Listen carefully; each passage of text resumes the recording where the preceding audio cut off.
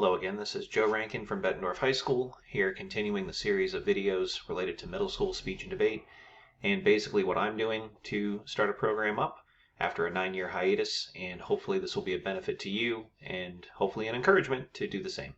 And so this particular session is devoted to public speaking, and so what I did for each of the 3 main areas that I decided to focus on for this particular endeavor was interpretation, public speaking, and debate. And so I tried to make materials for the first week of instruction with middle school students that could be handed off not only and presented not only by myself, but also from my assistant coach or from any high schoolers who would be available to help out.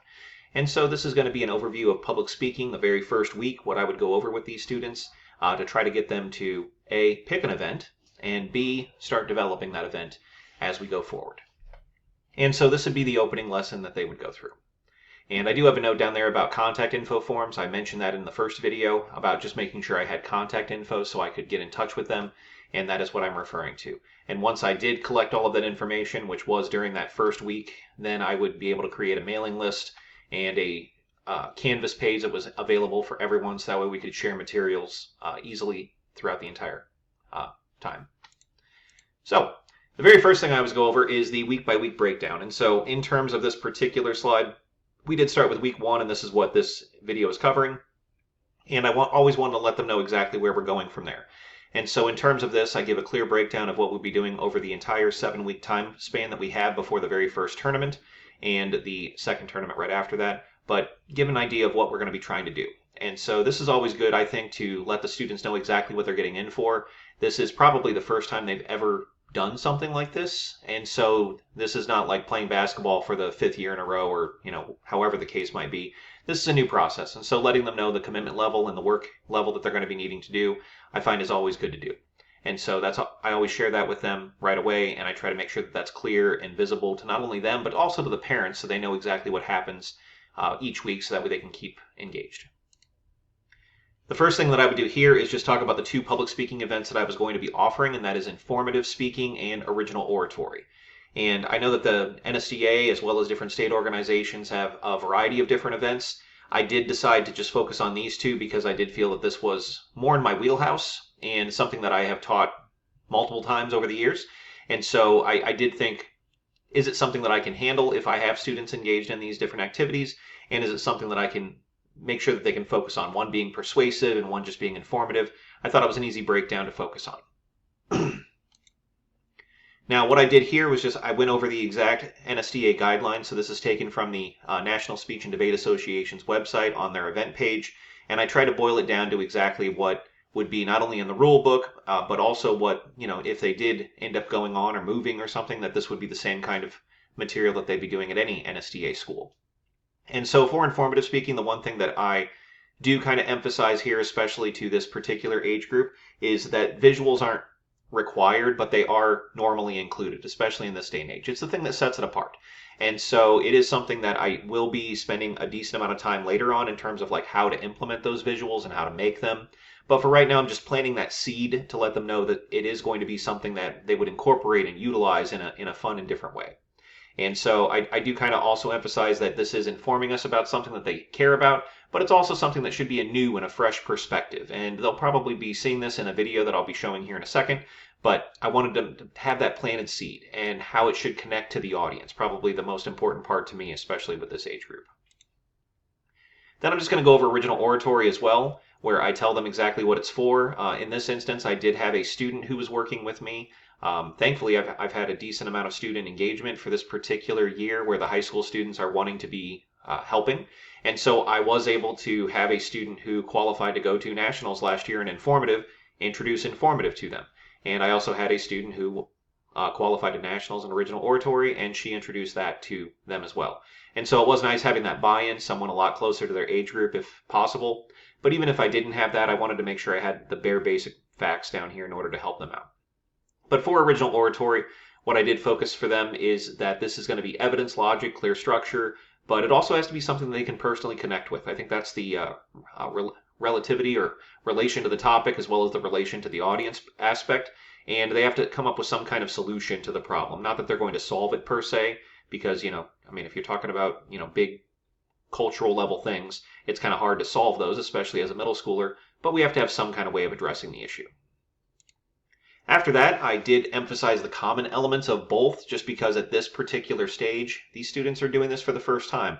They've probably done nothing like this before besides classes where they would write a persuasive essay or a informative essay. And so kind of making sure that they understand how that will be different in a speaking environment, but also like the structure and what kind of emphasis this will be is really important. And so I go over those common elements here with them. And then one thing I think, especially at this stage, that's just important is just to watch, to see how they do. And so I did have the option of just going to the National Speech and Debate Association website, logging in, and having access to all of the final round performances. But for the purposes of this material, since I wasn't certain if I would be able to be in the room and log in, and I also didn't know if this would be something that other people, like you, might find interesting, I did make sure that I included links to videos that are just on YouTube directly, so that way they could be accessible to everyone. This particular video is an Apple Valley student who goes through fast fashion, and then I would have the students watch these visuals, and I know I've seen this video a few times myself. I use it in my public speaking course, a dual credit course at the high school where they work with the Eastern Iowa Community College in order to get college credit for the course. But I've used this in my own classes, and there are a few moments in here with the visuals that even the most diehard student who, couldn't care less about things is just amazed at some of the things that they are doing with these visuals. And so I do think it's kind of important to have this conversation afterward about what were the main points, what evidence was used, how did the visuals help, what was the personal connection, and why do you think this performance did well, are all important things to talk about. But especially for informative, since I only have 2 events here, if you watch the interpretation video, I only watched 1 DI, 1 HI, 1 duo, because they were all similar in nature but different emphasis. I do tend to focus on 2 different informatives. That way they can see the difference. And so this is another video that's available on YouTube. And so I do like to compare and contrast not only the visuals, but also the delivery method, the emphasis, what makes this material that they presented a little bit different, makes it more new, refreshing, something you never learned about. And so that's kind of the emphasis I have on these, but I do like to show at least 2 of them, because then the students can make up their own mind in terms of what worked and what worked for the person, but also what might work well for them, because it's not always going to be the same for everyone. I'd also like to look at the different ways that people are incorporating visuals and how they're utilizing them, especially on a national stage like this. And not that they're going to be expected to be at that level, another thing to emphasize, especially with middle school brand new students, but to emphasize exactly where we want to go. Show them the destination, even though this whole activity is about the journey. Then I just did the exact same thing with original oratory. This is another video.